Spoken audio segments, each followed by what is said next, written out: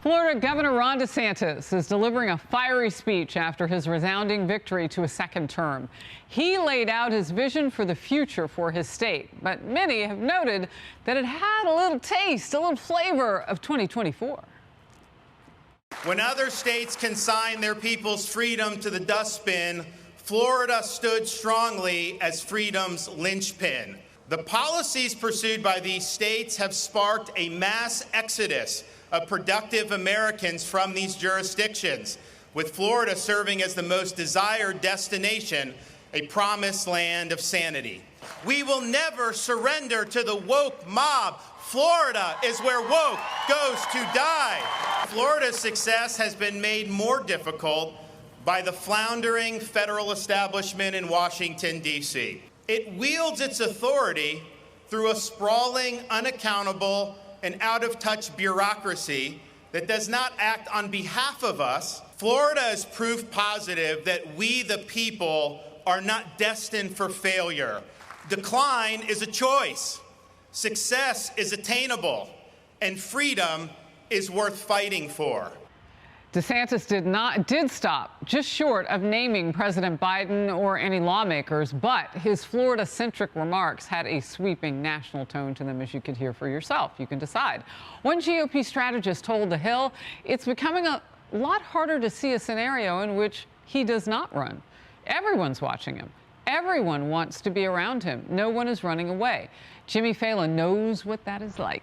All that love. They declare it for him. Wow. Host of Fox Radio's Fox Across America, welcome and Happy New Year. Happy New Year to you. You're, oddly enough, since I got back from Nashville, the first sober person I've talked to, so wish me luck. Wow, we have to talk about your circle of friends. No, well, it's Nashville. This is a rowdy town. But stick with me, because I did watch that DeSantis video yesterday, and really the only thing missing was a 2024 banner. He's obviously running. We know that, and we know it for a multitude of factors. One is that you know you've made it big time in the media when the Democrats start calling you Hitler and white supremacists. Like, you know, in the 80s, a band knew they made it if Weird Al Yankovic parodied their song.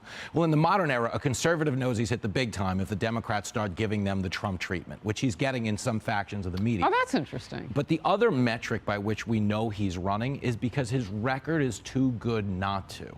In sports, Bill Parcells, the Giants coach, he used to say, you are what your record says you are. If you're a 2-6 team, I don't want to hear that you looked good in practice. You're 2-6. Well, DeSantis is like a 10-0 team. Okay, he's got a booming economy, and more people are moving there than any other state in the country. Oh, let me pick up right there. Okay, a new study shows that people are U-hauling their way there.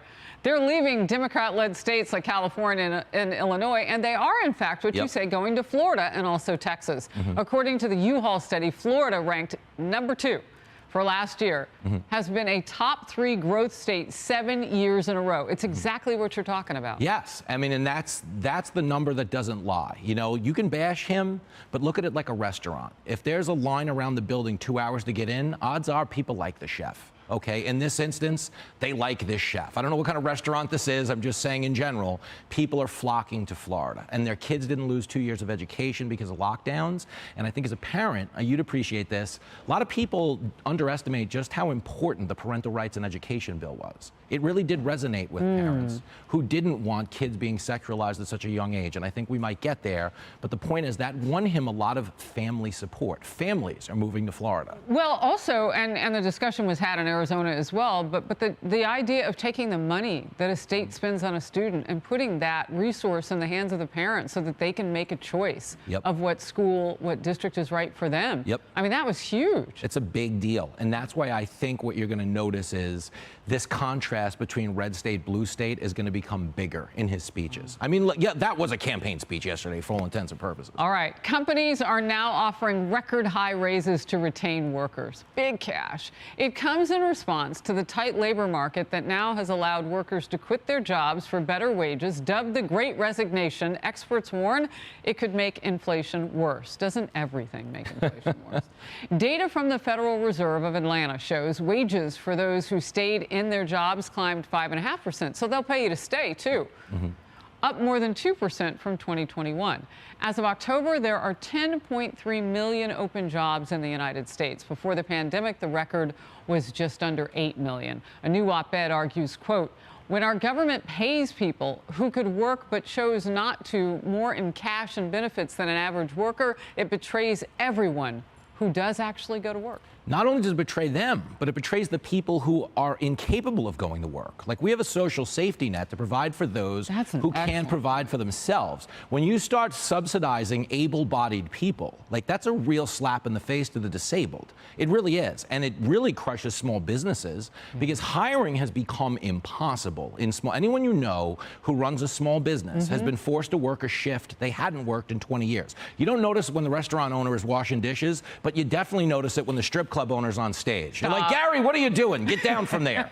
We'll call in Cinnabons. You don't have to do this, Gary. Wow. Well, we're even seeing that with some of the airlines, though. Yep. I mean, you'll see crews change. They'll make that announcement. Okay, everybody, we're waiting for a crew to come. But we had one 15 minutes ago. Where did they go? When I was flying to Nashville Friday night, we didn't have a cleaning crew. They're like, we were delayed 3 hours. They're like, we don't have a cleaning crew. I'm like, dude, we'll all grab hand sanitizer and fly dirty. Like, if that's the casualty. Like, we're going to Nashville. We're not going there to live a clean lifestyle. Oh, you know? my goodness. No, we go hard in the 615. Don't throw asunder the city of Nashville. I love them. Are you kidding me? I love them the best. Oh, my goodness. All right, let's talk Crocs, my husband's favorite shoe. I am serious right now. The popular footwear brand is now coming under fire for its support of a drag show targeting minors.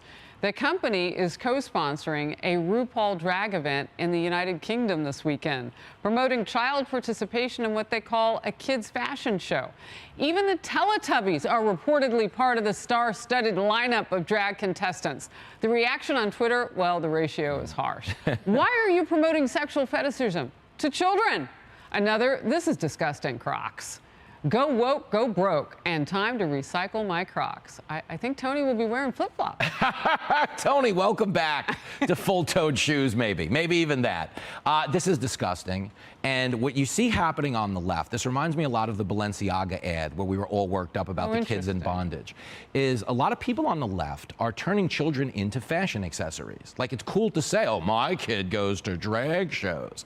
But deep down, we know that's not right. We all know. I mean, if you thought about it on this level, political trolling has become so bitter that we're willing to do it at the expense of the well-being of kids. Think about the world we live in 2022. If you were to go up to your coworker and talk to them about sex, you'd get fired. But if you're to talk to their kindergartner about sex, you'll get hired. We know that's not right. But think about that. We know that's not right. We're not allowed to do this in the workplace. How is it okay to bring kids to a sex show unless you're just trolling the other side because you know it's culturally abhorrent to them, and so you'll do it at the expense of your kid? This is not good for kids. And believe me, I know a lot about growing up to become screwed up in adult life. Look at me, Harris. Come on. Stop. No, I'm functioning, but the point is I'm a high-functioning mess.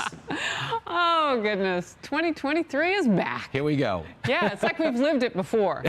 It's a sequel. Everything gets a sequel. All right. Good to see you. Happy New Year. Hey everyone, I'm Emily Campagno. Catch me and my co-hosts Harris Faulkner and Kaylee McEnany on Outnumbered every weekday at 12 p.m. Eastern, or set your DVR. Also, don't forget to subscribe to the Fox News YouTube page for daily highlights.